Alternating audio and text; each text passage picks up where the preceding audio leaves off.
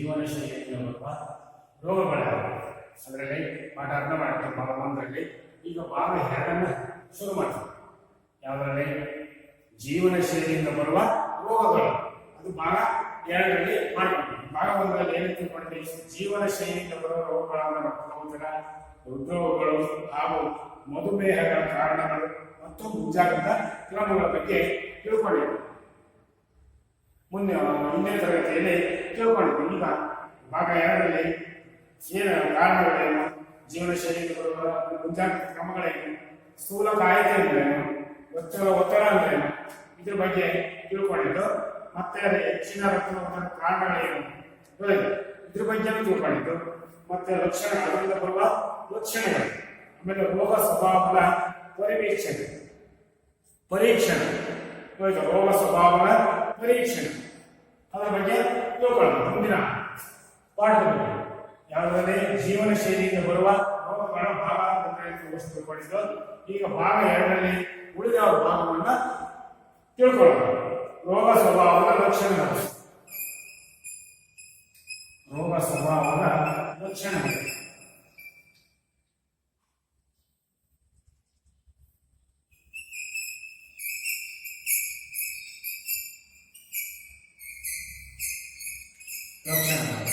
ಏನು ರೋಗ ಸ್ವಭಾವದ ಲಕ್ಷಣಗಳು ಏನು ಅಂದ್ರೆ, ಹೆಚ್ಚಿನ ಜನರು ಬೇರೆ ಯಾವುದೋ ಕಾರಣಕ್ಕೆ ವೈದ್ಯರನ್ನು ನೋಡಲು ಹೋದಾಗ ತಮ್ಮಲ್ಲಿ ಇರುವ ರಕ್ತದ ಒತ್ತಡದ ಬಗ್ಗೆ ಪತ್ತೆ ಹಚ್ಚುತ್ತಾರೆ. ನೋಡಿ, ಹೆಚ್ಚಿನ ಜನರು ಬೇರೆ ಯಾವುದೋ ಕಾರಣಕ್ಕೆ ವೈದ್ಯರನ್ನು ಕಾಣಕ್ಕೆ ಹೋಗಿರ್ತಾರೆ. ಈಗ ನಾವು ರೋಗಿ ಜೊತೆಗೆ ಹೋಗಿರ್ತೀವಿ, ನಾವು ರೋಗಿಯನ್ನ ವೈದ್ಯರ ಹತ್ರ ಕರ್ಕೊಂಡು ಹೋಗಿರ್ತೀವಿ. ಅವಾಗ ಏನ್ ಮಾಡ್ತೀವಿ ಅಂತಂದ್ರೆ, ಹೆಚ್ಚಿನ ಜನರು, ಬಹಳ ಜನರು ಯಾವುದೋ ಕಾರಣಕ್ಕೆ ವೈದ್ಯರನ್ನು ನೋಡಲು ಹೋದಾಗ, ವೈದ್ಯರನ್ನು ಭೇಟಿ ಮಾಡಲು ಹೋದಾಗ ತಮ್ಮಲ್ಲಿ ಇರುವ ರಕ್ತದ ಒತ್ತಡದ ಬಗ್ಗೆ ಪತ್ತೆ ಹಚ್ಚುತ್ತಾರೆ. ನಮ್ಮನ್ನು ಕರೆದು ಬರಪ್ಪ, ನೀನು ಬೀಪಿ ರಕ್ತದ ಒತ್ತಡ ಪರೀಕ್ಷೆ ಮಾಡ್ಕೋ ಅನ್ನೋದ್ರ ಬಗ್ಗೆ ಹೇಳ್ತಾರೆ. ಒಬ್ಬ ವ್ಯಕ್ತಿಯ ರಕ್ತದೊತ್ತಡ 140/90 3 ಅಥವಾ ಹೆಚ್ಚು ಸಂದರ್ಭಗಳಲ್ಲಿ ಕಂಡು ಬಂದಾಗ ಆತನಿಗೆ ತೀವ್ರ ರಕ್ತದ ಒತ್ತಡ ಇದೆ ಎನ್ನಬಹುದು. 3 ರೀತಿಯಲ್ಲಿ ಒಬ್ಬ ವ್ಯಕ್ತಿಯ ರಕ್ತದ ಒತ್ತಡ ಎಷ್ಟು? 140/90. 3 ಅಥವಾ ಹೆಚ್ಚು ಸಂದರ್ಭದಲ್ಲಿ ಕಂಡು ಬಂದಾಗ, 3 ಅಥವಾ ಹೆಚ್ಚು ಸಂದರ್ಭದಲ್ಲಿ ರಕ್ತದ ಒತ್ತಡ ಜಾಸ್ತಿ ಕಂಡು ಬಂದಾಗ ಏನ್ ಮಾಡ್ಬೇಕು ಅಂತಂದ್ರೆ, ಇವನಿಗೆ ತೀವ್ರ ರಕ್ತದ ಒತ್ತಡ ಇದೆ ಎಂದು ತಿಳ್ಕೊಬೇಕಾಗುತ್ತೆ. ಇವನಿಗೆ ತೀವ್ರ ರಕ್ತದ ಒತ್ತಡ ಜಾಸ್ತಿ ಅಂತೇಳಿ ತಿಳ್ಕೋಬಹುದು. ಇದಕ್ಕೆ ಚಿಕಿತ್ಸೆ ಏನಪ್ಪ ಅಂತಂದ್ರೆ, ರಕ್ತದೊತ್ತಡವನ್ನು ಜೀವನ ಶೈಲಿಯಲ್ಲಿ ಆರೋಗ್ಯಕರ ಬದಲಾವಣೆಗಳನ್ನು ಮಾಡೋದ್ರಿಂದ ಕಡಿಮೆ ಮಾಡಬಹುದು. ರಕ್ತದೊತ್ತಡವನ್ನು ಜೀವನ ಶೈಲಿಯಲ್ಲಿ ಆರೋಗ್ಯಕರ ಬದಲಾವಣೆಗಳನ್ನು ಮಾಡುವುದರಿಂದ ಕಡಿಮೆ ಮಾಡಬಹುದು. ನೋಡಿ, ಒಬ್ಬ ವ್ಯಕ್ತಿ ಹೆಚ್ಚಿನ ರಕ್ತದೊತ್ತಡ ಇರುತ್ತವನಿಗೆ ರಕ್ತದ ಒತ್ತಡ ಜೀವನ ಶೈಲಿಯಿಂದ ಆರೋಗ್ಯಕರ ಬದಲಾವಣೆಗಳನ್ನು ಮಾಡಿಕೊಳ್ಳಬಹುದಾಗುತ್ತೆ. ಆರೋಗ್ಯಕರ ಬದಲಾವಣೆಗಳು ಏನು? ವ್ಯಾಯಾಮ ಮಾಡೋದು, ವಾಕ್ ಮಾಡೋದು, ಆಮೇಲೆ ಉಪ್ಪನ್ನು ಕಡಿಮೆ ತಿನ್ನೋದು, ಆಮೇಲೆ ಎಣ್ಣೆಯಲ್ಲಿ ಕರೆದಂತ ಪದಾರ್ಥಗಳನ್ನು ತಿನ್ನಬಾರದು. ಇವು ಜೀವನ ಶೈಲಿಯ ಆರೋಗ್ಯಕರವಾದ ಬದಲಾವಣೆ ಮಾಡ್ಕೋಬಹುದು. ರಕ್ತದೊತ್ತಡವನ್ನು ಕಡಿಮೆ ಮಾಡಿಕೊಳ್ಳಬಹುದು. ಹೆಚ್ಚಿನ ವಾಕ್ ಮಾಡಬೇಕು, ಚಟುವಟಿಕೆಗಳು ವ್ಯಾಯಾಮ ಮಾಡಬೇಕು, ಮತ್ತೆ ಉಪ್ಪನ್ನು ಕಡಿಮೆ ತಿನ್ನಬೇಕು.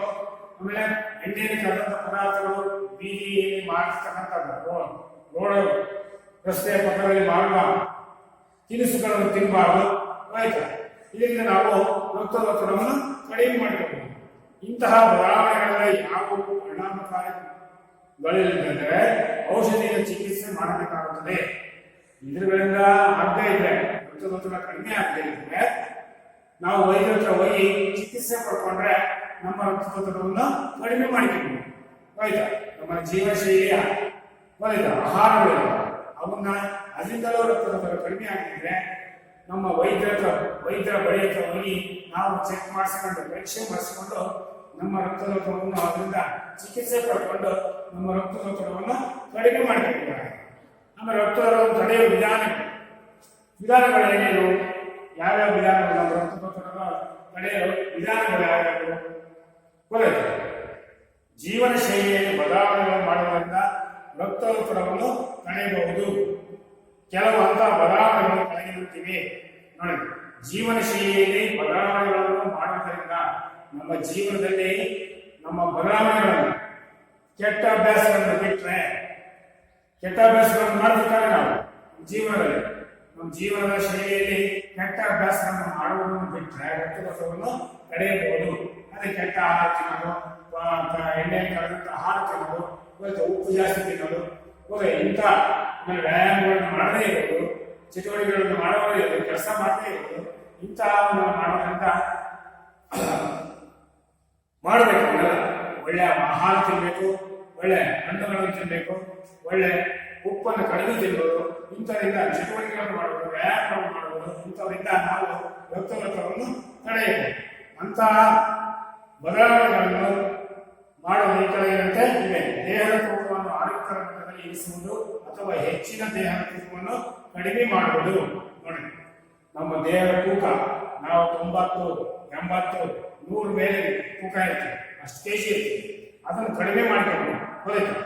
ದೇಹದ ತೂಕವನ್ನು ಆರೋಗ್ಯಕರ ಮಟ್ಟದಲ್ಲಿ ಇರಿಸುವುದು. ನಮ್ಮ ಆರೋಗ್ಯ ತಕ್ಕನಾಗೆ ನಮ್ಮ ತೂಕ ಇರಬೇಕಾಗುತ್ತೆ ದೇಹದಲ್ಲಿ. ಅಥವಾ ಹೆಚ್ಚಿನ ದೇಹದ ತೂಕವನ್ನು ಕಡಿಮೆ ಮಾಡುವುದು. ನಮ್ಮ ದೇಹದ ತೂಕವನ್ನು ಹೆಚ್ಚಿನ ಇದರಲ್ಲಿ ಕಡಿಮೆ ಮಾಡ್ಕೋಬೇಕು. ಅದೇ ವಾಕ್ ಮಾಡೋದು, ಚಟುವಟಿಕೆಗಳನ್ನು ವ್ಯಾಯಾಮಗಳು ಮಾಡೋದ್ರಿಂದ ನಮ್ಮ ದೇಹದ ತೂಕ, ಆಮೇಲೆ ನಾವು ಆಹಾರವನ್ನು ಜಾಸ್ತಿ ತಿನ್ನೋದಾಗಿ ನಮ್ಮ ಎಷ್ಟು ಬೇಕೋ ಅಷ್ಟು ತಿನ್ಬೇಕು. ನಮ್ಮ ದೇಹಕ್ಕೆ ಎಷ್ಟು ಬೇಕೋ ಅಷ್ಟು ತಿಂದರೆ ಆಹಾರ ಒಳ್ಳೆಯದು. ಆಮೇಲೆ ತೂಕವನ್ನು ಕಡಿಮೆ ಮಾಡ್ಬೇಕು. ನಾವು ದೇಹದ ತೂಕವನ್ನು ಆರೋಗ್ಯಕರ ಮಟ್ಟದಲ್ಲಿ ಇರಿಸುವುದು ಅಥವಾ ಹೆಚ್ಚಿನ ದೇಹದ ತೂಕವನ್ನು ಕಡಿಮೆ ಮಾಡುವುದು. ಉಪ್ಪು ಮತ್ತು ಉಪ್ಪಿನ ಆಹಾರ ತಿಂಡಿ ತಿನಿಸುಗಳನ್ನು ಕಡಿಮೆ ಮಾಡುವುದು. ಏನೆಂದರೆ ಇವಾಗ ಉಪ್ಪನ್ನು ಕಡಿಮೆ ತಿನ್ನಬೇಕು. ಮತ್ತೆ ಉಪ್ಪಿನ ಆಹಾರದಲ್ಲಿ ಉಪ್ಪಿನಾಂಶ ಜಾಸ್ತಿ ಇರುವುದನ್ನು ಕಡಿಮೆ ಮಾಡಬೇಕು. ತಿಂಡಿ ತಿನಿಸುಗಳನ್ನು ಕಡಿಮೆ ಮಾಡಬೇಕು. ನಾವು ತಿಂಡಿಗಳನ್ನು ತಿನ್ನದೆ ಬರೀ ಊಟ ಮಾಡಬೇಕು. ಒಳ್ಳೆ ಮುದ್ದೆಗಳು, ರಾಗಿ ಸೇವನೆ ಮಾಡಬೇಕು. ಆಮೇಲೆ ರಾಗಿ, ಜೋಳ ಇಂಥವನ್ನ ಸೇವನೆ ಮಾಡಬೇಕು. ಆಹಾರವನ್ನು ನಾವು ಬರೇ ತಿಂಡಿಗಳನ್ನು ದಿವಸ ಎಣ್ಣೆ ಮಾಡಿದಂಥ ತಿಂಡಿಗಳನ್ನು ತಿನ್ನುವುದರಿಂದ ನಮ್ಮ ರಕ್ತದ ಒತ್ತಡ ಜಾಸ್ತಿ ಆಗ್ತದೆ. ಅದರಿಂದ ನಾವು ತಿಂಡಿ ತಿನಿಸುಗಳನ್ನು ಕಡಿಮೆ ಮಾಡಬೇಕು. ಆಹಾರವನ್ನು ತಿನ್ನಬೇಕು. ಒಳ್ಳೆಯ ಆಹಾರವನ್ನು ಬೆಳೀತಾರೆ. ರಾಗಿಯಲ್ಲಿ ಮಾಡಿದಂಥ ಮುದ್ದೆ, ಗಂಜಿ ಬೆಳೀತಾರೆ. ಆಮೇಲೆ ಜೋಳ, ರೊಟ್ಟಿ ಇಂಥವನ್ನ ತಿನ್ಬೇಕಾಗುತ್ತೆ. ದಿನನಿತ್ಯ ವ್ಯಾಯಾಮದಲ್ಲಿ ತೊಡಗುವುದು. ದಿನನಿತ್ಯದಲ್ಲಿ ವ್ಯಾಯಾಮದಲ್ಲಿ ಚಟುವಟಿಕೆಗಳನ್ನು ಮಾಡುವುದು ಒಳ್ಳೆ. ಮನೆಯಲ್ಲಿ ಇವಾಗ ಚಟುವಟಿಕೆಗಳನ್ನು ಮಾಡುವುದರಿಂದ, ವ್ಯಾಯಾಮ ಮಾಡುವುದರಿಂದ ಮತ್ತು ಬೆಳಿಗ್ಗೆ ಸಂಜೆ ವಾಕ್ ಮಾಡೋದು. ವಾಕ್ ಮಾಡುವುದರಿಂದ ನಾವು ರಕ್ತದೊತ್ತಡವನ್ನು ತಡೆಯಬಹುದು. ನಾವೇನು ಬರೋದು ತಿಂದು ಮನೆ ಕುತ್ಕೊಂಡ್ಬಿಟ್ಟು ಏನು ಚಟುವಟಿಕೆ ಮಾಡ್ದಂಗೆ, ಏನು ಕೆಲಸ ಮಾಡ್ದಂಗೆ ಮಾಡಿದ್ರೆ ನಮ್ಮ ರಕ್ತದೊತ್ತಡ ಜಾಸ್ತಿ ಆಗ್ತೈತಿ, BP ಜಾಸ್ತಿ ಆಗ್ತೈತಿ.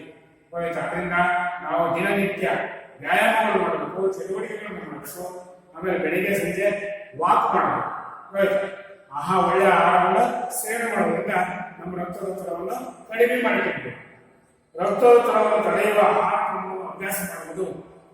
ರಕ್ತದೊತ್ತಡ ಏನು ಜಾಸ್ತಿ ಮಾಡ್ತಕ್ಕಂಥ ಆಹಾರವನ್ನು ಕಡಿಮೆ ಮಾಡಬೇಕು. ನಮ್ಮ ದೇಹಕ್ಕೆ ರಕ್ತದೊತ್ತಡ ತರುವಂಥ ಆಹಾರವನ್ನು ತಿನ್ನಲೇಬಾರದು. ತಿನ್ಬೇಕು, ಸ್ವಲ್ಪ ಕಡಿಮೆ ತಿನ್ನಬೇಕು. ರಕ್ತದೊತ್ತಡವನ್ನು ಜಾಸ್ತಿ ತರುವ ಆಹಾರವನ್ನು ತಿನ್ನುತ್ತೇವೆ. ಎಣ್ಣೆಯಲ್ಲಿ ಕಳೆದಂಥ ಪದಾರ್ಥಗಳು, ರಸ್ತೆ ಬದಿಯಲ್ಲಿರ್ತಕ್ಕಂಥ ತಿಂಡಿ ತಿನಿಸುಗಳು, ಆಮೇಲೆ ವ್ಯಾಯಾಮ ಮಾಡೋದಿರೋದು, ಚಟುವಟಿಕೆ ಮಾಡೋದಿರೋದು ಒಳ್ಳೆಯದು. ಇಂಥ ರಕ್ತದೊತ್ತಡವನ್ನು ತಡೆಯುವ ಆಹಾರಗಳನ್ನು ಅಭ್ಯಾಸ ಮಾಡೋದು. ಒಳ್ಳೆಯ ಆಹಾರವನ್ನು ತಿನ್ನುವುದು, ವಾಕ್ ಮಾಡುವುದು, ವ್ಯಾಯಾಮ ಮಾಡುವುದು, ಚಟುವಟಿಕೆ ಮಾಡುವುದು, ಇಂಥ ನಾವು ನಮ್ಮ ರಕ್ತದೊತ್ತಡವನ್ನು ತಡೆಯಬಹುದಾಗಿದೆ. ಇಂಥ ಆಹಾರ ಕ್ರಮದಲ್ಲಿ ಹೆಚ್ಚು ಹಣ್ಣು ಮತ್ತು ತರಕಾರಿ ಹಾಗೂ ಕಡಿಮೆ ಕೊಬ್ಬು ಇರುವ ಹಾಲಿನ ಪದಾರ್ಥಗಳನ್ನು ಸೇವಿಸಬೇಕಾಗುತ್ತದೆ. ನೋಡಿ, ಅಲ್ಲೇಂದ್ರ ನಮ್ಮ ದೇಹಕ್ಕೆ ರಕ್ತದೊತ್ತಡವನ್ನು ತರುವಂತಹ ಆಹಾರವನ್ನು ಸೇವನೆ ಮಾಡಬಾರದು. ಒಳ್ಳೆ ತರಕಾರಿ ತಿನ್ನಬೇಕು, ಹಣ್ಣುಗಳನ್ನು ತಿನ್ನಬೇಕು. ಆಮೇಲೆ ಕೊಬ್ಬು ಕಡಿಮೆ ಇರುವಂತಹ ಪದಾರ್ಥಗಳನ್ನ ತಿನ್ನಬೇಕಾಗುತ್ತೆ. ಈ ಕೊಬ್ಬಿನಂಶ ಇರುವ ಎಣ್ಣೆಯಲ್ಲಿ ಕೊಬ್ಬಿನಂಶ ಇರ್ತದೆ, ತುಪ್ಪದಲ್ಲಿ ಇರುತ್ತದೆ ಕೊಬ್ಬಿನಂಶ. ಇನ್ನು ಬೇರೆ ಬೇರೆ ಆಹಾರದಲ್ಲಿ ಕೊಬ್ಬಿನಂಶ ಇರ್ತದೆ, ಅಂಥವನ್ನ ತಿನ್ನಬಾರ್ದು. ಆಮೇಲೆ ಹಾಲಿನ ಪದಾರ್ಥಗಳು, ಈ ಬೆಣ್ಣೆ ತಿನ್ನಬಾರ್ದು, ಮೊಸರು ತಿನ್ನಬಾರ್ದು, ಕಡಿಮೆ ತಿನ್ಬೇಕು. ತಿನ್ಬೇಕಾ? ಕಡಿಮೆ ಸೇವನೆ ಮಾಡೋದ್ರಿಂದ ಒಳ್ಳೆಯದಾಗುತ್ತೆ. ನಾವೇನ್ ಮಾಡ್ತೀವಿ, ಚೆನ್ನಾಗಿತ್ತು ರುಚಿ ಅಂತೇಳಿ ಜಾಸ್ತಿ ತಿಂತಾ ಇರ್ತಾನೆ, ಅದು ಕೊಬ್ಬಿನ ಅಂಶ ಜಾಸ್ತಿ ಆಗುತ್ತೆ. ಆಮೇಲೆ ಹೃದ್ರೋಗಗಳು, ಹೃದಯದ ಕಾಯಿಲೆಗಳು, ಹೃದ್ರೋಗಗಳು, ಹೃದಯ ಮತ್ತು ಅದರ ರಕ್ತನಾಳಗಳಿಗೆ ಸಂಬಂಧಿಸಿದ ರೋಗಗಳ ಗುಂಪಿಗೆ ಹೃದ್ರೋಗಗಳು ಎನ್ನುತ್ತೇವೆ. ಹೃದ್ರೋಗಗಳು ಎಂದರೆ ಏನಂತಂದ್ರೆ ಹೃದಯ ಮತ್ತು ಅದರ ರಕ್ತನಾಳಗಳಿಗೆ ಸಂಬಂಧಿಸಿದ ರೋಗಗಳ ಗುಂಪಿಗೆ ಹೃದ್ರೋಗಗಳು ಎನ್ನುತ್ತೇವೆ. ಹೃದಯ ಮತ್ತು ನಮ್ಮ ಹೃದಯದ ಅದರ ರಕ್ತನಾಳಗಳಿಗೆ, ನಮ್ಮ ಹೃದಯಕ್ಕೆ ರಕ್ತನಾಳಗಳು ಇಲ್ಲವಲ್ಲ ಹೋಯ್ತಾರೆ, ಸಂಬಂಧಿಸಿದ ರೋಗಗಳು, ಅದಕ್ಕೆ ಸಂಬಂಧಿಸಿದ ರೋಗಗಳು ಎಂದು ಬಂದ್ರೆ ಗುಂಪಿಗೆ ಹೃದ್ರೋಗಗಳು ಎನ್ನುತ್ತೇವೆ. ಹೃದ್ರೋಗಗಳು ಹೃದಯದ ಸಂಕುಚನ ಸಾಮರ್ಥ್ಯದ ಮೇಲೆ ಪರಿಣಾಮ ಬೀರುತ್ತದೆ. ನೋಡೋಣ, ಈ ಹೃದ್ರೋಗಗಳು ಹೃದಯದ ಸಂಕುಚನ ಕಡಿಮೆ ಮಾಡಬೇಕು, ಸಂಕುಚನ ಕಡಿಮೆ ಮಾಡಬೇಕು. ಹೃದ್ರೋಗಗಳು ಏನ್ ಮಾಡ್ತಪ್ಪ ಅಂತಂದ್ರೆ ಹೃದಯದ ಸಂಕುಚನ ಸಾಮರ್ಥ್ಯದ ಮೇಲೆ, ಹೃದಯದ ಸಂಕುಚನ ಸಾಮರ್ಥ್ಯದ ಮೇಲೆ ಪರಿಣಾಮ ಬೀರ್ತದೆ. ಅದ್ರ ಮೇಲೆ ಪರಿಣಾಮ ಬೀರ್ತದೆ, ಹೃದಯದ ಮೇಲೆ ಪರಿಣಾಮ ಬೀರ್ತದೆ. ಕವಾಟಗಳನ್ನು ಕೆಡಿಸುತ್ತವೆ, ನಮ್ಮ ಹೃದಯದ ಕವಾಟಗಳನ್ನು ಕೆಡಿಸುತ್ತವೆ ಅಥವಾ ರಕ್ತನಾಳಗಳನ್ನು ಸಣ್ಣಗೊಳಿಸುತ್ತವೆ. ಇಲ್ಲ ಅಂತಂದ್ರೆ ರಕ್ತನಾಳಗಳನ್ನು ಸಣ್ಣಗೊಳಿಸ್ತವೆ. ಈಗ ರಕ್ತನಾಳಗಳು ನಮ್ಮಲ್ಲಿ ರಕ್ತ ಪರಿಚಲನೆ ಆಗ್ತೈತಿ, ಸರಾಗವಾಗಿ ಆಗ್ತಾ ಇದೆ. ಅಂತವುಗಳನ್ನು ಸಣ್ಣ ಮಾಡಿದ್ರೆ ನಮ್ಮ ಹೃದಯಕ್ಕೆ ರಕ್ತ ಚಲನೆಯೇ ಆಗುವುದಿಲ್ಲ, ಅವರ ಆಘಾತವಾಗುತ್ತೆ, ಹೃದಯಾಘಾತ ಆಗುತ್ತೆ. ಇದಕ್ಕೆ ಅನುಗುಣವಾಗಿ ಜೀವಾಣುವಿನಲ್ಲಿ ಉತ್ಪನ್ನವಾಗುವ ವಿಷ ಮತ್ತು ರೋಗ ತರುವ ಕ್ರಿಮಿಗಳು ಹೃದಯ ಮತ್ತು ಅದರ ರಕ್ತನಾಳಗಳನ್ನು ಹಾನಿ ಮಾಡುತ್ತವೆ. ಇದಕ್ಕೆ ಅನುಗುಣವಾಗಿ ಜೀವಾಣುವಿನಲ್ಲಿ ಏನ್ ಮಾಡಬೇಕು, ಉತ್ಪನ್ನವಾಗುವ ವಿಷ ಮತ್ತು ರೋಗ ತರುವ ಕ್ರಿಮಿಗಳು, ವಿಷ ಮತ್ತು ರೋಗ ತರುವ ಕ್ರಿಮಿಗಳಿವೆ ಒಳಗಡೆ ನಮ್ಮ ದೇಹದಲ್ಲಿ. ಹೃದಯ ಮತ್ತು ಅದರ ರಕ್ತನಾಳಗಳನ್ನು ಹಾನಿ ಮಾಡುತ್ತವೆ. ಆ ವಿಷ ಕ್ರಿಮಿಗಳು ಏನ್ ಮಾಡ್ತವೆ ಅಂದ್ರೆ ಹೃದಯ ಮತ್ತು ಆ ರಕ್ತನಾಳಗಳನ್ನು ಹಾನಿ ಮಾಡ್ತವೆ, ಕೆಡಿಸ್ತವೆ, ಆ ರಕ್ತ ಹೋಗುವುದನ್ನ ನಿಲ್ಲಿಸ್ತವೆ, ಅವಾಗ ಹೃದಯಾಘಾತ. ಹೃದ್ರೋಗಿಗಳ ಗುಂಪಿನಲ್ಲಿ ಹೈಪರ್ ಟೆನ್ಷನ್, ಜಾಸ್ತಿ ಬಿಪಿ ಆಗೋದು, ಹೆಚ್ಚಿನ ರಕ್ತದ ಒತ್ತಡ, ತೀವ್ರ ರಕ್ತದ ಒತ್ತಡ, ಅತಿ ರೋಸಿಸ್, ರಕ್ತನಾಳಗಳು ಸಣ್ಣಗೊಳಿಸುವುದು. ಹೃದ್ರೋಗಗಳ ಗುಂಪಿನಲ್ಲಿ ಹೈಪರ್ ಟೆನ್ಷನ್, ತೀವ್ರ ರಕ್ತದ ಒತ್ತಡ ಜಾಸ್ತಿ ಆಗ್ತೈತಿ, ಮತ್ತೆ ಅತಿ ರೋಸಿಸ್, ರಕ್ತನಾಳಗಳು ಸಣ್ಣಗೊಳಿಸುವುದು. ಹೃದಯದ ನಾಳಗಳ ರೋಗಗಳು ಮತ್ತು ಸ್ಟ್ರೋಕ್, ಮೆದುಳಿನ ಆಘಾತ ಸೇರಿದೆ. ನೋಡಿ, ಇದರಿಂದ ಹೃದಯದಿಂದ ಏನೇನು ತೊಂದರೆ ಆಗುತ್ತಪ್ಪ ಅಂತಂದ್ರೆ ಹೃದಯದ ನಾಳಗಳ ರೋಗಗಳು ಮತ್ತು ಸ್ಟ್ರೋಕ್ ಬಂದಿತ್ತು, ಹೋಯ್ತಾ, ಪಾರ್ಶ್ವವಾಯು ಹೋಯ್ತು, ಸ್ಟ್ರೋಕ್ ಮತ್ತು ಮೆದುಳಿನ ಆಘಾತ. ಮೆದುಳಿಗೆ ಸ್ಟ್ರೋಕ್ ಬಂದ್ಬಿಟ್ಟಿದ್ದೆ ಆ ಟೈಮ್ಗೆ. ರಕ್ತದ ಒತ್ತಡ ಜಾಸ್ತಿ ಆತಪ್ಪ ಅಂತಂದ್ರೆ ಮೆದುಳಿಗೆ ಸ್ಟ್ರೋಕ್ ಹೊಡೆಯುತ್ತೆ. ನಮ್ಮ ಯಾವ ಆಕಾರ ಹೊಡೆಯಬಹುದು, ಎಲ್ಲಿಗಾರ ಸ್ಟ್ರೋಕ್ ಹೊಡೆಯುತ್ತೆ, ಹೋಯ್ತು. ಲಕ್ವ ಹೊಡಿತೀನಿ ಅಂತ ಹೇಳ್ತಾರಲ್ಲ, ಅದು ಸ್ಟ್ರೋಕ್ ಅಂದ್ರೆ ಪಾರ್ಶ್ವವಾಯು. ಲಕ್ವ ಅಂತ ಲಕ್ವ ಹೊಡಿತೀನಿ, ನನಗೆ ಲಕ್ವ ಹೊಡೆಯಿದೆ, ಇವತ್ತು BP ಜಾಸ್ತಿ ಆಗ್ಬಿಟ್ಟು ಲಕ್ವ ಹೊಡಿತೀನಿ. ಲೋ BP ಅಂದ್ರೆ ಹಂಗೆ ಕ್ಲೋಸ್ ಹೋಗೇ ಬಿಡ್ತಾರೆ, ಹೃದಯ ಚಲನೆ ಆಗುತ್ತೆ, ಹೃದಯ ನಿಂತು ಹೊಡಿತೀನಿ ಕೆಲಸ ಮಾಡುವ, ಅದು ಲೋ BP. ಹೈ BP ಆದ್ರೆ ಹೈ ಟೆನ್ಷನ್ ಆಗ್ಬಿಟ್ರೆ ಸ್ಟ್ರೋಕ್ ಆಗುತ್ತೆ, ಮೆದುಳಿಗೆ ಸ್ಟ್ರೋಕ್ ಹೊಡ್ಬಿಡ್ತೈತಿ. ಇಲ್ಲ ಕೈ ಕಾಲುಗಳಿಗೆ ಈ ಭಾಗ, ಇಲ್ಲ ಈ ಕಡೆ ಭಾಗ, ಎಲ್ಲಿಗಾರೆ ಯಾವ ಭಾಗ ಸ್ಟ್ರೋಕ್ ಹೊಡೆಯುತ್ತೆ. ಸ್ಕ್ಲೆರೋಸಿಸ್, ರಕ್ತನಾಳಗಳನ್ನು ಸಣ್ಣಗೊಳಿಸುವುದು. ರಕ್ತನಾಳಗಳು ಸಣ್ಣಗೊಳ್ಳುತ್ತವೆ. ಇದನ್ನ ಈಗ ಅತಿ ಹೆಚ್ಚಿನ ರಕ್ತದ ಒತ್ತಡ ಜಾಸ್ತಿ ಆಗ್ತಪ್ಪ ಅಂತಂದ್ರೆ ನಮ್ಮ ರಕ್ತನಾಳಗಳು ಸಂಕುಚಿತವಾಗ್ತವೆ. ಅದಕ್ಕೆ ಆ ಸಂಕುಚಿತವಾದ ಸಣ್ಣಗಾದಾಗ ನಮ್ಮ ಹೃದಯಕ್ಕೆ ರಕ್ತ ಚಲನೆ ಆಗುವುದಿಲ್ಲ, ಅಲ್ಲೇ ನಿಂತುಕೊಂಡಿತಿ. ಅವಾಗ ಹೃದಯ ತನ್ನ ಕಾರ್ಯವನ್ನು ನಿಲ್ಲಿಸ್ಕೊಂಡಿತಿ. ಆರ್ಟಿಯೋಸ್ಕ್ಲೆರೋಸಿಸ್ ಎಂದರೆ ರಕ್ತನಾಳಗಳು ಸಣ್ಣವಾಗುವುದು ಅಥವಾ ಗಟ್ಟಿಯಾಗುವುದು. ಅದು ಹೃದಯದ ರಕ್ತನಾಳಗಳನ್ನು ಒಳಗೊಂಡಾಗ ಅದನ್ನು ಹೃದಯದ ರಕ್ತನಾಳಗಳ ರೋಗ ಅನ್ನುತ್ತೇವೆ. ನೋಡಿ, ಏನಪ್ಪಾ ಅಂತಂದ್ರೆ ಆರ್ಟಿರಿಯೋಸ್ಕ್ಲೆರೋಸಿಸ್ ಎಂದರೆ ರಕ್ತನಾಳಗಳು ಸಣ್ಣಗಾಗುವುದು, ನಮ್ಮ ರಕ್ತನಾಳಗಳು ಹೃದಯದ ರಕ್ತನಾಳಗಳು ಸಣ್ಣಗಾಗುವುದು ಅಥವಾ ಗಟ್ಟಿಯಾಗುವುದು. ರಕ್ತನಾಳಗಳು ರಕ್ತ ಹೋಗದಂಗೆ ಗಟ್ಟಿಯಾಗುತ್ತವೆ. ಅದು ಹೃದಯದ ರಕ್ತನಾಳಗಳನ್ನು ಒಳಗೊಂಡಾಗ ಅದನ್ನು ಹೃದಯದ ರಕ್ತನಾಳಗಳ ರೋಗ ಎನ್ನುತ್ತೇವೆ. ಅದನ್ನು ಹೃದಯದ ರಕ್ತನಾಳಗಳು ಎನ್ನುತ್ತೇವೆ. ಪ್ಲಾಕ್ ಎನ್ನುವ ಕೊಬ್ಬಿನ ಅಂಶ ಮತ್ತು ಖನಿಜಾಂಶಗಳು ಹೃದಯದ ರಕ್ತನಾಳಗಳ ಗೋಡೆಯ ಮೇಲೆ ಸೇರಿದಾಗ ಅವು ರಕ್ತನಾಳಗಳನ್ನು ಸಣ್ಣ ಮಾಡುತ್ತವೆ ಅಥವಾ ಗಟ್ಟಿ ಮಾಡುತ್ತವೆ. ನೋಡಿ ಏನ್ ಮಾಡ್ತವೆ ಅಂತಂದ್ರೆ, ಪ್ಲಾಕ್ ಎನ್ನುವ ಕೊಬ್ಬಿನಾಂಶ, ನಮ್ಮ ದೇಹದಲ್ಲಿ ಪ್ಲಾಕ್ ಎನ್ನುವ ಕೊಬ್ಬಿನಾಂಶ ಇದ್ರೆ ಮತ್ತು ಖನಿಜಾಂಶಗಳು ಏನಿದ್ರೆ ಏನ್ ಮಾಡ್ತಾವ ಅಂತಂದ್ರೆ, ಹೃದಯದ ರಕ್ತನಾಳಗಳ ಗೋಡೆಯ ಮೇಲೆ ರಕ್ತನಾಳಗಳ ಗೋಡೆಯ ಮೇಲೆ ಸೇರಿದಾಗ ಯಾವುದು ಪ್ಲಾಕ್ ಎನ್ನುವ ಕೊಬ್ಬಿನಾಂಶ ಮತ್ತು ಖನಿಜಾಂಶಗಳು ನಮ್ಮ ರಕ್ತನಾಳಗಳ ಗೋಡೆಯ ಮೇಲೆ ಸೇರಿದಾಗ ಅವು ರಕ್ತನಾಳಗಳನ್ನು ಸಣ್ಣ ಮಾಡುತ್ತವೆ ಅಥವಾ ಗಟ್ಟಿ ಮಾಡುತ್ತವೆ. ಅವೇನ್ ಮಾಡ್ತವೆ ಅಂದ್ರೆ ನಮ್ಮ ರಕ್ತನಾಳಗಳನ್ನು ಸಣ್ಣ ಮಾಡ್ತವೆ ಮತ್ತು ಗಟ್ಟಿ ಮಾಡುತ್ತವೆ ಅಂತ ಊರಿಗೆ ಚಲನೆ ಆಗದೆ ಗಟ್ಟಿ ಮಾಡುತ್ತೆ ರಕ್ತನಾಳಗಳನ್ನು. ಇದರಿಂದ ಹೃದಯಕ್ಕೆ ರಕ್ತದ ಕೊರತೆಯನ್ನು ಉಂಟು ಮಾಡುತ್ತದೆ. ಇಸ್ಟೇಮಿಯಾ, ಅದಕ್ಕೆ ಇಸ್ಟೇಮಿಯಾ ಅಂತ ಕರೀತಾರೆ. ಇದರಿಂದ ಹೃದಯಕ್ಕೆ ರಕ್ತದ ಕೊರತೆಯನ್ನು ಉಂಟು ಮಾಡ್ತವೆ, ಹೃದಯಕ್ಕೆ ರಕ್ತ ಹೋದಂಗೆ ಮಾಡ್ತವೆ. ಯಾವುದು ಫ್ಲಾಕ್ ಎನ್ನುವುದು ಕೊಬ್ಬಿನಾಂಶ ಮತ್ತು ಖನಿಜಾಂಶಗಳು ರಕ್ತನಾಳಗಳನ್ನು ಸಣ್ಣ ಮಾಡ್ತವೆ. ಇಲ್ಲ ಅಂತ ಗಟ್ಟಿ ಮಾಡಿದಾಗ ನಮ್ಮ ಹೃದಯಕ್ಕೆ ರಕ್ತ ಪರಿಚಲನೆ ಆಗ್ತಕ್ಕಂಥ ಅನ್ನಿಸ್ಬಿಡ್ತಾವ, ಹೃದಯಾಘಾತ ಆಗುತ್ತದೆ. ಇದರಿಂದ ಹೃದಯದ ನೋವು ಅಥವಾ ಹೃದಯಾಘಾತ ಸಂಭವಿಸುತ್ತದೆ. ಹೇಳ್ತಾರೆ, ನಮ್ಮ ಹೃದಯಕ್ಕೆ ರಕ್ತ ಪರಿಚಲನೆ ಆಗದೇ ಇದ್ರೆ ಹೃದಯ ನಾಳಗಳಲ್ಲಿ ನಮ್ಮ ಹೃದಯಾಘಾತ ಆಗ್ತದೆ. ಹೃದಯಾಘಾತ ಸಂಭವಿಸುತ್ತದೆ. ರಕ್ತನಾಳಗಳು ಗಟ್ಟಿಯಾಗುವುದರಿಂದ ರಕ್ತದ ಹರಿಯುವಿಕೆಗೆ ತಡೆಯಾಗಿ ರಕ್ತದ ಒತ್ತಡ ಹೆಚ್ಚುತ್ತದೆ. ನೋಡಿ, ರಕ್ತನಾಳಗಳು ಗಟ್ಟಿಯಾಗುವುದರಿಂದ ರಕ್ತನಾಳಗಳು ಹೃದಯಕ್ಕೆ ರಕ್ತವನ್ನು ಚಲಿಸುತ್ತಿರುವಲ್ಲ, ನಾಳಗಳಿಂದ ಗಟ್ಟಿಯಾಗುತ್ತಂದ್ರೆ ರಕ್ತದ ಹರಿವಿಕೆಗೆ ತಡೆಯಾಗಿ ರಕ್ತದ ಒತ್ತಡ ಜಾಸ್ತಿ ಆಗ್ತದೆ. ನಮ್ಮ ಹೃದಯಕ್ಕೆ ರಕ್ತ ನಿಂತ್ಕೊಂತಂದ್ರೆ ಚಲನೆ ಆಗೋದು, ನಮಗೆ ರಕ್ತದ ಒತ್ತಡ ಜಾಸ್ತಿ ಆಗ್ಬಿಟ್ಟು ಸ್ಟ್ರೋಕ್ ಆಗುತ್ತೆ. ಹೋಯ್ತಾ, ಮೆದುಳಿಗೆ ಸ್ಟ್ರೋಕ್ ಹೊಡೆಯುತ್ತೆ, ತಡೆಯಾಗಿ ರಕ್ತದ ಒತ್ತಡ ಹೆಚ್ಚುತ್ತದೆ. ಆರ್ಟಿಯೋರಿಯೋ ಸ್ಕ್ಲೆರೋಸಿಸ್ ನಿಂದ ದೇಹದ ಎಲ್ಲಾ ಭಾಗದ ರಕ್ತನಾಳಗಳು ಇಂತಹ ಕಾಯಿಲೆಗೆ ಈಡಾಗಬಹುದು. ಯಾವುದರಿಂದ? ಆರ್ಟಿಯೋರಿಯೋ ಸ್ಕ್ಲೆರೋಸಿಸ್ ಇಂದ ದೇಹದ ಎಲ್ಲಾ ಭಾಗದ ರಕ್ತನಾಳಗಳು, ನಮ್ಮ ದೇಹದ ಎಲ್ಲಾ ಭಾಗದ ರಕ್ತನಾಳಗಳಿಗೂ ತೊಂದರೆ ಆಗುತ್ತೆ. ಇಂತಹ ಕಾಯಿಲೆಗೆ ಈಡಾಗಬೇಕಾಗುತ್ತದೆ. ನಾವು ಇಂತಹ ಕಾಯಿಲೆಗೆ ಒಳಗಾಗಬೇಕು. ಹೃದಯದ ರಕ್ತನಾಳಗಳ ರೋಗ ಏನೇನು? ಹೃದಯದ ರಕ್ತನಾಳಗಳ ರೋಗ ಏನಪ್ಪ ಅಂತಂದ್ರೆ, ಹೃದಯದ ರಕ್ತನಾಳಗಳ ಮೇಲಿನ ಪ್ರಭಾವದಿಂದ ಹೃದಯಕ್ಕೆ ರಕ್ತ ಮತ್ತು ಅದರಿಂದ ಸಿಗುವ ಪೌಷ್ಟಿಕಾಂಶಗಳನ್ನು ಕೊರತೆಯುಂಟು ಮಾಡುವ ಸ್ಥಿತಿಗೆ ಹೃದಯದ ರಕ್ತನಾಳಗಳ ರೋಗ ಎನ್ನುತ್ತೇವೆ.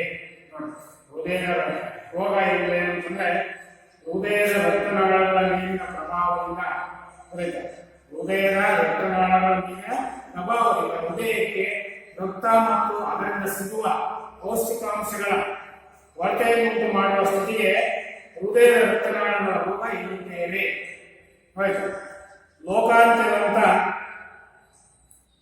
ಲೋಕಾದ್ಯಂತ ನಮ್ಮ ಪ್ರಪಂಚದಾದ್ಯಂತ ಜನರ ಸಾವಿಗೆ ಹೃದ್ರೋಗಗಳು ಮುಖ್ಯವಾದ ಕಾರಣವಾಗಿದೆ. ನಮ್ಮ ಪ್ರಪಂಚದಲ್ಲಿ ಏನಾಗಿದೆ ಅಂದರೆ, ಲೋಕಾದ್ಯಂತ ಜನರ ಸಾವಿಗೆ ಹೃದ್ರೋಗಗಳು ಮುಖ್ಯವಾದ ಕಾರಣವಾಗಿದೆ. ನಮ್ಮ ಪ್ರಪಂಚದ ಜನರಿಗೆ ಈ ಹೃದ್ರೋಗಗಳು ಕಾರಣವಾಗಿದೆ. ಬೇಗ ಹಾರ್ಟ್ ಬೇಗವಾಗಿ ಸಾಯ್ತು. ಹಾರ್ಟ್ ಅಟ್ಯಾಕ್ ಆದ್ರೆ ಕ್ಲೋಸ್ ಅಲ್ಲ, ಸತ್ಯ ಹೋಗ್ಬೇಕು. ಈ ಕಡೆ ವಿದ್ಯಾರ್ಥಿಗಳೇ ಕ್ಲೀನಾಗಿ ಇಂಪಾರ್ಟೆಂಟ್. ನಮ್ಮ ಹೃದಯ ಮುಖ್ಯವಾದ ಕಾರಣವಾಗಿದೆ. ಅಥೀರೋಸ್ಕ್ಲೆರೋಸಿಸ್ ಹೃದಯದ ರಕ್ತನಾಳಗಳ ರೋಗಗಳಿಗೆ ಪ್ರಮುಖ ಕಾರಣ. ಇದಕ್ಕೆ ಪ್ರಮುಖ ಕಾರಣ ಏನಪ್ಪ ಅಂತಂದ್ರೆ, ಅಥೀರೋಸ್ಕ್ಲೆರೋಸಿಸ್ ಹೃದಯದ ರಕ್ತನಾಳಗಳ ರೋಗಗಳಿಗೆ ಪ್ರಮುಖ ಕಾರಣವಾಗಿದೆ. ಹೃದಯದ ರಕ್ತನಾಳಗಳ ರೋಗಗಳಿಗೆ ಕಾರಣವಾಗುವಂತಹ ಅಪಾಯ ಅಂಶಗಳೆಂದರೆ ಹೈಪರ್ ಟೆನ್ಷನ್, ಅದ ಜಾಸ್ತಿ ರೀತಿಯಾಗ ಅತಿ ಹೆಚ್ಚಿನ ರಕ್ತದ ಒತ್ತಡ ಜಾಸ್ತಿ ಆಗ್ತಾ ಇದೆ. ಕಾರಣವಾಗುವಂತಹ ಅಪಾಯದ ಅಂಶಗಳಿವೆ. ಹೈಪರ್ ಟೆನ್ಷನ್ ಮತ್ತು ಧೂಮಪಾನ, ಬೀಡಿ ಸಿಗರೇಟ್ ಸೇವನೆ, ರಕ್ತದಲ್ಲಿ ತೀವ್ರ ಮಟ್ಟದ ಕೊಬ್ಬು. ನಮ್ಮ ರಕ್ತದಲ್ಲಿ ತೀವ್ರ ಮಟ್ಟದ ಕೊಬ್ಬಿನಾಂಶ ಜಾಸ್ತಿ ಇರ್ತದೆ. ಮತ್ತು ಕೊಬ್ಬು ಇರುವ ಆಹಾರ ಕ್ರಮ, ನಾವು ತಿನ್ನುವಂತಹ ಆಹಾರದಲ್ಲಿ ಕೊಬ್ಬು ಜಾಸ್ತಿ ಇರ್ತದೆ, ಅದನ್ನು ಕಡಿಮೆ ಮಾಡಬೇಕು. ಮತ್ತು ದೈಹಿಕ ಚಟುವಟಿಕೆಗಳ ಕೊರತೆ, ನಾವು ನಮ್ಮ ದೈಹಿಕ ಚಟುವಟಿಕೆ ಮಾಡದೇ ಇಲ್ಲ, ತಿಂದು ಆರಾಮಾಗಿ ಕೂತ್ಕೊಳ್ಳೋದು ಮಲ್ಕೊಳ್ಳೋದು ಹಿಂಗೆ ಮಾಡಿದ್ರೆ ರಕ್ತದ ಒತ್ತಡ ಜಾಸ್ತಿ ಆಗ್ತದೆ, ಕೊಬ್ಬಿನಾಂಶ ಜಾಸ್ತಿ ಆಗುತ್ತೆ, ನಮ್ಮ ರಕ್ತನಾಳಗಳೆಲ್ಲ ಬ್ಲಾಕ್ ಆಗುತ್ತೆ, ನಿಂತು ಹೋಗ್ತವೆ.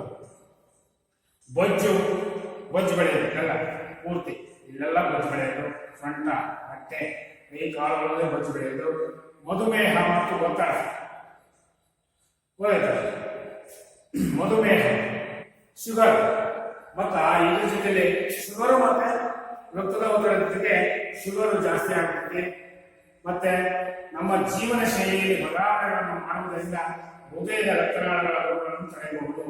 ಇವನ್ನೆಲ್ಲ ಮಾಡೋದ್ರಿಂದ ನಮ್ಮ ಹೃದಯದ ರೋಗಗಳಿಗೆ ಏನು ಚಟುವಟಿಕೆ ಮಾಡಬೇಕು, ವ್ಯಾಯಾಮಗಳನ್ನು ಮಾಡಬೇಕು, ಕ್ರಮವಾದ ಆಹಾರವನ್ನು ತಿನ್ನಬೇಕು, ಒಳ್ಳೊಳ್ಳೆ ತರಕಾರಿಗಳನ್ನು ತಿನ್ನಬೇಕು, ಹಣ್ಣು ಹಂಪಲುಗಳನ್ನು ತಿನ್ನಬೇಕು. ನಾವೇನ್ ಮಾಡ್ತೀವಿ, ಕೊಬ್ಬಿನಾಂಶದ ಇರುವ ಆಹಾರ, ಎಣ್ಣೆ ಅಂಶದ ಆಹಾರಗಳನ್ನು ತಿಂತೀವಿ, ಮತ್ತೆ ಒಳ್ಳೆ ತರಕಾರಿ ತಿನ್ನೋದಿಲ್ಲ, ಆಮೇಲೆ ದೈಹಿಕ ಚಟುವಟಿಕೆಗಳನ್ನು ಮಾಡೋದಿಲ್ಲ. ಇದರಿಂದ ನಾವೇನ್ ಮಾಡ್ತೀವಿ ಅಂತಂದ್ರೆ ನಮ್ಮ ಹೃದಯಕ್ಕೆ ಹೃದಯಾಘಾತಕ್ಕೆ ಒಳಗಾಗಿ ಸಾಯ್ತು. ಅದರಿಂದ ದೈಹಿಕ ಚಟುವಟಿಕೆಗಳನ್ನು ಮಾಡಬೇಕು, ವ್ಯಾಯಾಮ ಮಾಡಬೇಕು, ಒಳ್ಳೊಳ್ಳೆ ಆಹಾರವನ್ನು ಅಂಶ ಇರುವ ಆಹಾರವನ್ನು ಕಡಿಮೆ ಮಾಡಬೇಕು. ಅಂಶ ಇರುವ ಆಹಾರವನ್ನು ಕಡಿಮೆ ಮಾಡಬೇಕು, ಒಳ್ಳೆ ಆಹಾರವನ್ನು ತಿನ್ನಬೇಕು. ಎಣ್ಣೆ ಅಂಶದ ಆಹಾರವನ್ನು ಕಡಿಮೆ ಮಾಡಿಬಿಟ್ಟು ಒಳ್ಳೆ ಆಹಾರವನ್ನು ತಿನ್ಬೇಕಾಗುತ್ತೆ. ಮಾಡಿದ ಹೃದಯದ ರಕ್ತನಾಳಗಳನ್ನು ತಡೆಯಬಹುದು. ಸ್ಟ್ರೋಕ್, ಮೆದುಳಿನ ಆಘಾತ. ಸ್ಟ್ರೋಕ್ ಎಂದರೇನು? ಸ್ಟ್ರೋಕ್ ಅದೇ ಅವನಿಗೆ ಸ್ಟ್ರೋಕ್ ಹೊಡಿತು, ನೊಪ್ಪೋ ಹೊಡಿತು ಅಂತೀವ, ಏನದು? ಹೆಂಗೆ? ಮೆದುಳಿನ ಆಘಾತ, ಮೆದುಳಿಗೆ ಸ್ಟ್ರೋಕ್ ಹೊಡಿತು. ಮೆದುಳಿಗೆ ಸಾಕಷ್ಟು ಆಮ್ಲಜನಕದಿಂದ ಕೂಡಿದ ರಕ್ತದ ಸರಬರಾಜು ಆಗದಿದ್ದಾಗ ಅಥವಾ ಮೆದುಳಿನ ರಕ್ತನಾಳಗಳನ್ನು ಒಡೆದಾಗ ಸ್ಟ್ರೋಕ್, ಮೆದುಳಿನಾಘಾತ ಉಂಟಾಗುತ್ತದೆ. ನೋಡಿ, ಸ್ಟ್ರೋಕ್ ಹೆಂಗ್ ಉಂಟಾಗ್ತಪ್ಪ ಅಂತಂದ್ರೆ,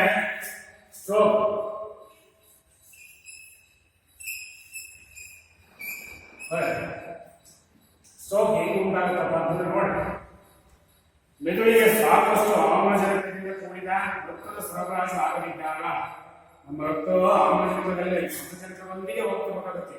ನಾವು ಉಸಿರಾಡ ಆಮ್ಲಜನಕ ತಗೊಂಡು ಒಳಗಡೆ ಅದು ಸಾಕಷ್ಟು ಮೆದುಳಿಗೆ ಆಮ್ಲಜನಕ ರಕ್ತದ ಸರಬರಾಜು ನಿಂತಲ್ಲಿ, ರಕ್ತದ ಸರಬರಾಜು ಹೃದಯಕ್ಕೆ ಸರಬರಾಜು ನಿಂತಲ್ಲಿ, ಮೆದುಳಿಗೆ ನಿಂತಲ್ಲಿ, ಅವಾಗ ನಮ್ಮ ಹೃದಯ ಸ್ಟ್ರೋಕ್ ನೊಪ್ಪೋ ಹೊಡೆಯುತ್ತೆ.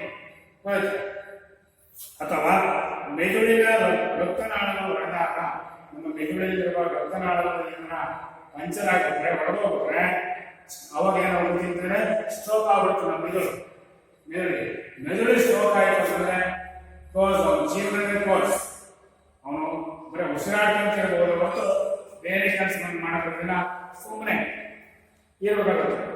ಅವನು ಇದ್ದು ಸತ್ತಂಗಾಗುತ್ತೆ. ಮೆದುಳಿಗೆ ಸ್ಟ್ರೋಕ್ ಆಗ್ಬಿಟ್ರೆ ಅವನು ಇದ್ದು ಸತ್ತಂಗೆ. ಅದರಿಂದ ನಮ್ಮ ಜೀವನ ಮೆದುಳಿಗೆ ಇರುವ ರಕ್ತನಾಳಗಳು ಚೆನ್ನಾಗಿರ್ಬೇಕಪ್ಪ ಅಂತಂದ್ರೆ ದೈಹಿಕ ವ್ಯಾಯಾಮಗಳನ್ನು ಮಾಡಬೇಕು, ಒಳ್ಳೊಳ್ಳೆ ಆಹಾರವನ್ನು ತಿನ್ನಬೇಕು.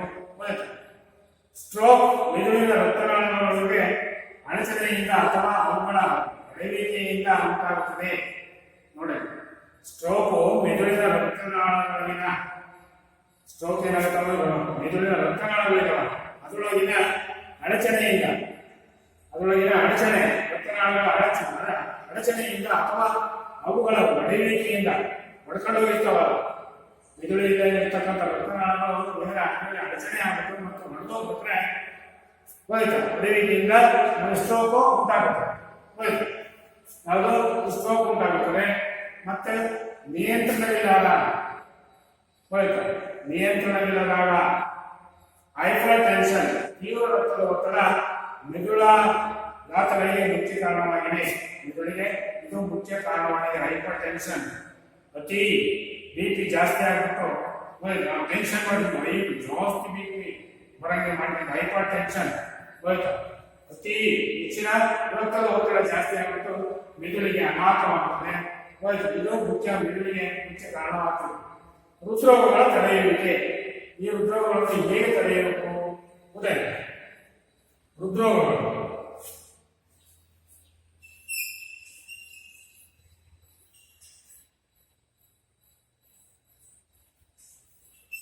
ತಡೆಯುವಿಕೆ.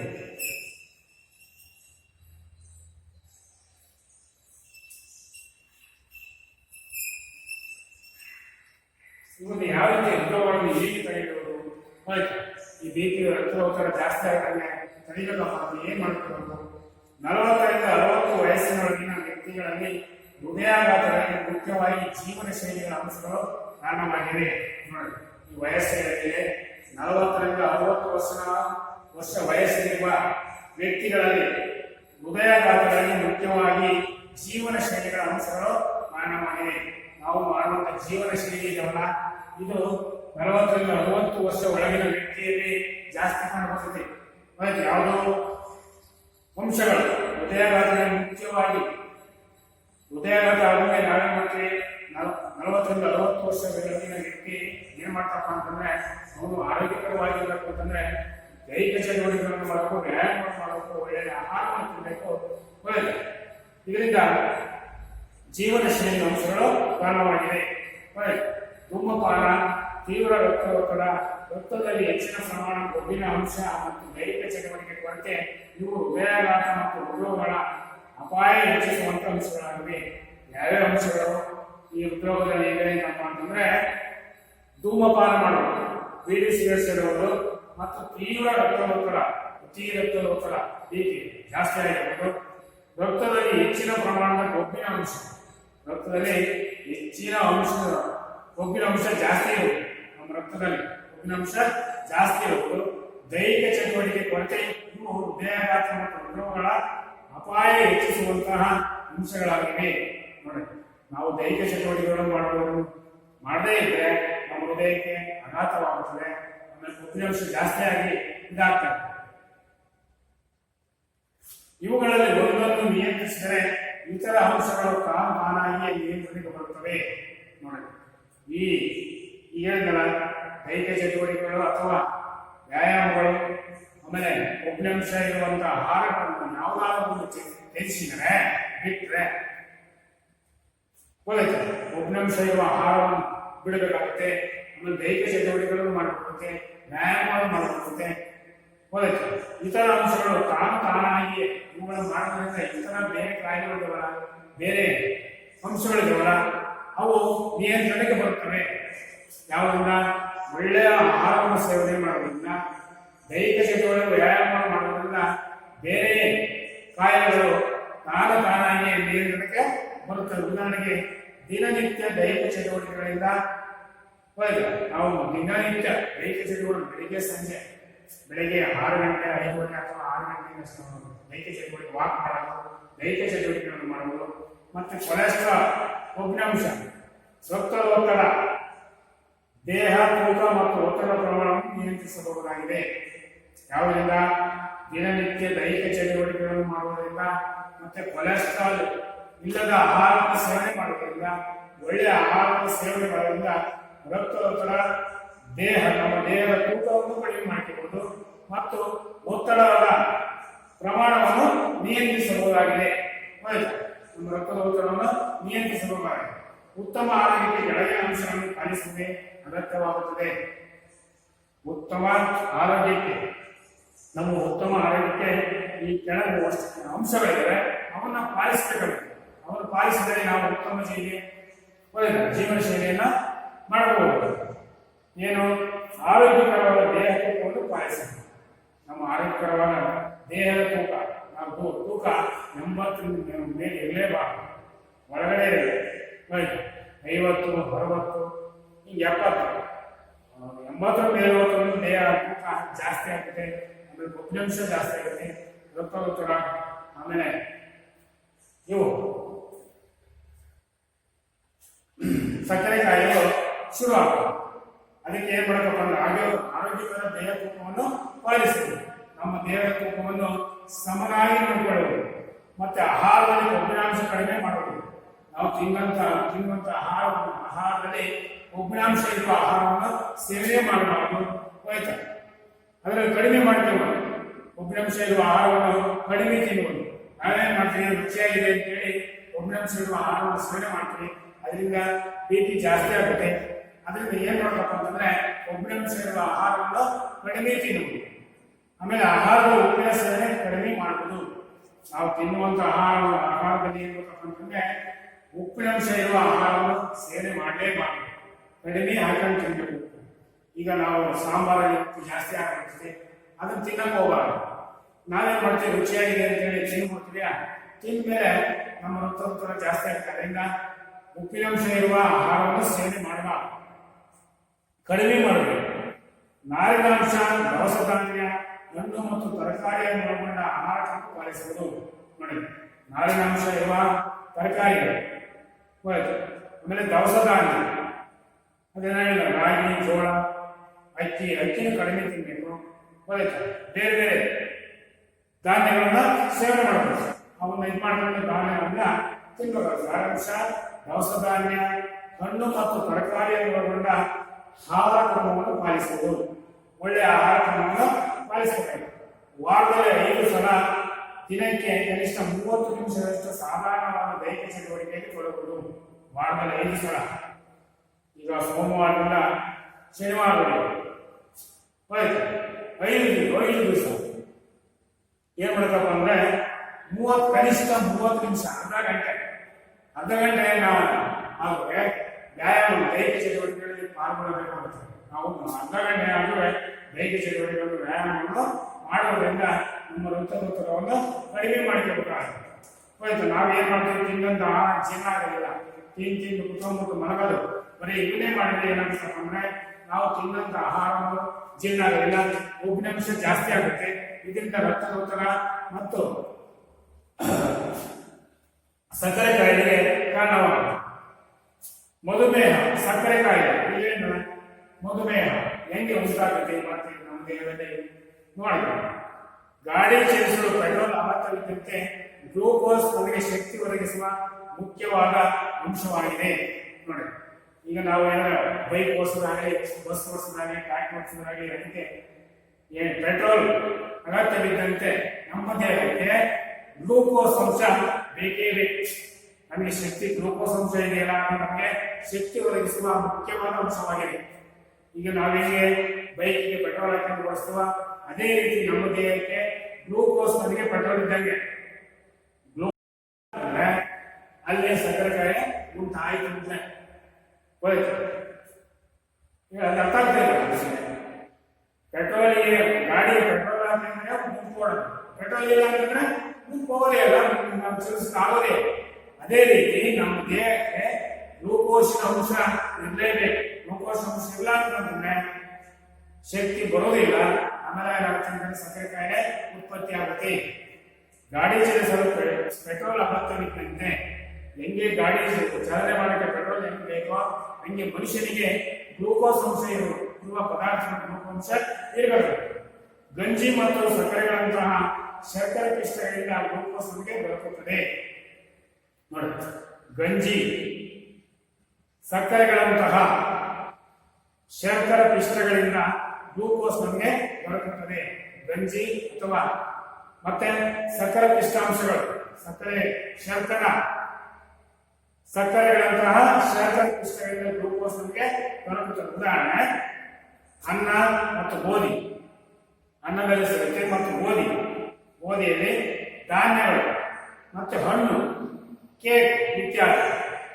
ಯಾವುದು ಶರ್ಕರ ಪಿಷ್ಟಗಳಿಂದ, ಸಕ್ಕರೆಗಳಂತಹ ಶರ್ಕರ ಪಿಷ್ಟಗಳಿಂದ ಯಾವುದು ಸಿಗುತ್ತಪ್ಪ ಅಂತಂದ್ರೆ ಅನ್ನ, ಅಕ್ಕಿ, ಅನ್ನ ಮಾಡ್ತೀವಲ್ಲ, ಅಕ್ಕಿ ತಗೊಂಡು ಅನ್ನ ಮತ್ತು ಗೋಧಿಯಲ್ಲಿ ನಾವು ಚಪಾತಿ ಮಾಡ್ತೀವಿ, ಬೇರೆ ಬೇರೆ ಆಹಾರವನ್ನು ತಯಾರು ಮಾಡ್ತೀವಿ.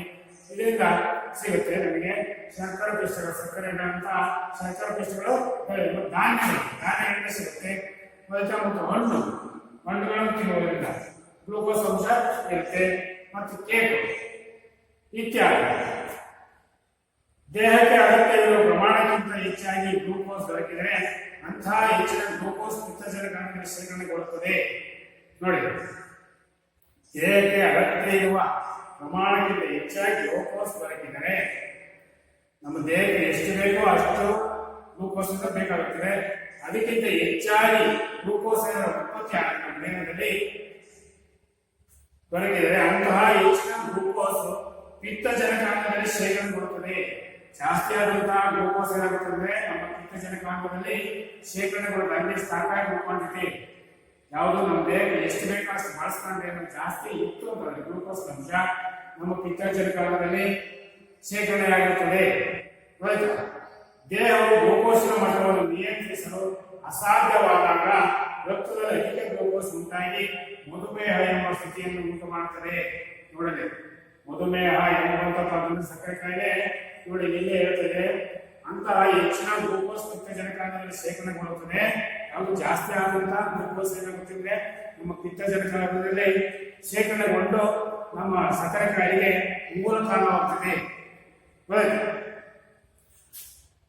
ದೇಹವು ಗ್ಲೂಕೋಸಿನ ಮಟ್ಟವನ್ನು ನಿಯಂತ್ರಿಸಲು ಅಸಾಧ್ಯವಾದಾಗ ನಮ್ಮ ದೇಹದಲ್ಲಿ ಗ್ಲೂಕೋಸಿನ ಮಟ್ಟವನ್ನು ಗ್ಲೂಕೋಸ್ ಅಂಶವನ್ನು ತಡೆಗಟ್ಟಲಿಲ್ಲ ಅಂತಂದ್ರೆ ನಿಯಂತ್ರಿಸಲು ಆಗಲಾದ ಅಸಾಧ್ಯವಾದಾಗ ಏನ್ ಮಾಡ್ತಾರೆ, ರಕ್ತದಲ್ಲಿ ಅಧಿಕ ಗ್ಲೂಕೋಸ್ ಉಂಟಾಗಿ ನಮ್ಮ ರಕ್ತದಲ್ಲಿ ನಮ್ಮ ಚಲನೆ ನಮ್ಮ ದೇಹದಲ್ಲಿ ಚಲನೆ ಆಗುತ್ತ ರಕ್ತದಲ್ಲಿ ಅಧಿಕ ಗ್ಲೂಕೋಸ್ ಅದರಲ್ಲಿ ಬೆರಕೆ ಆಗ್ಬಿಟ್ಟು ಏನಾಗುತ್ತಪ್ಪ ಅಂತಂದ್ರೆ ನಮಗೆ ಮಧುಮೇಹ ಸಕ್ಕರೆ ಕಾಯಿಲೆ ಉಂಟಾಗ್ತದೆ. ಯಾವುದೋ ಅತಿಯಾಗಿ ಗ್ಲೂಕೋಸ್ ಅಂಶ ಜಾಸ್ತಿ ಆದಾಗ ಅದು ರಕ್ತದಲ್ಲಿ ಬೆರೆತು ನಮಗೆ ನಮ್ಮ ದೇಹಕ್ಕೆ ಏನ್ ಮಾಡ್ತಪ್ಪ ಅಂತಂದ್ರೆ ಸಕ್ಕರೆ ಕಾಯಿಲೆಯನ್ನು ಉಂಟು ಮಾಡುತ್ತೆ. ರಕ್ತದ ಗ್ಲೂಕೋಸಿನ ಮಟ್ಟ ಮೇದೋಜೀರಕ ಗ್ರಂಥಿಯಲ್ಲಿ ಪ್ಯಾಂಕ್ರಿಯಾಸ್ ಉತ್ಪಾದನೆಯಾಗುವ ಇನ್ಸುಲಿನ್ ಎಂಬ ಪುಷ್ಟಿಕಾರಕ ಸತ್ವರ ಅಥವಾ ರಾಸಾಯನ ಸಾಗಾಟಗಾರ ಸಹಾಯದಿಂದ ನಿಯಂತ್ರಣವಾಗುತ್ತದೆ. ಏನ್ ಮಾಡ್ತಾರೆ, ರಕ್ತದ ಗ್ಲೂಕೋಸಿನ ಮಟ್ಟ ಮೇದೋಜೀರಕ ಗ್ರಂಥಿಯಲ್ಲಿ ನಮ್ಮ ದೇಹದಲ್ಲಿ ಉತ್ಪಾದನೆಯಾಗುವ ಇನ್ಸುಲಿನ್ ಅದರಲ್ಲಿ ಉತ್ಪಾದನೆಯಾಗುವಂತಹ ಇನ್ಸುಲಿನ್ ಇದೆಲ್ಲ ಎಂಬ ಪುಷ್ಟಿಕಾರಕ ಸತ್ವದ ಸಹಾಯದಿಂದ ನಿಯಂತ್ರಣವಾಗುತ್ತದೆ. ರಕ್ತದ ಗ್ಲೂಕೋಸಿನ ಮಟ್ಟವು ಸಾಮಾನ್ಯವಾಗಿ ಪ್ರತಿ 100 ಮಿಲಿಮೀಟರ್ ರಕ್ತದಲ್ಲಿ 80 ರಿಂದ 120 ಮಿಲಿಗ್ರಾಂನಷ್ಟು ಇರುತ್ತದೆ. ನೋಡಪ್ಪ ಎಷ್ಟೆಷ್ಟು ಇರ್ತದೆ ನಮ್ಮ ರಕ್ತದ ಗ್ಲೂಕೋಸಿನ ಮಟ್ಟವು ಸಾಮಾನ್ಯವಾಗಿ 100 ಮಿಲಿಮೀಟರ್ ರಕ್ತದಲ್ಲಿ 80 ರಿಂದ 120 ಮಿಲಿಗ್ರಾಂನಷ್ಟು ಇರುತ್ತದೆ. 80 ರಿಂದ 120 ಮಿಲಿಮೀಟರ್ ಇರ್ತದೆ. ಇದು ಮಧುಮೇಹಕ್ಕೆ ಕಾರಣವಾಗುತ್ತದೆ.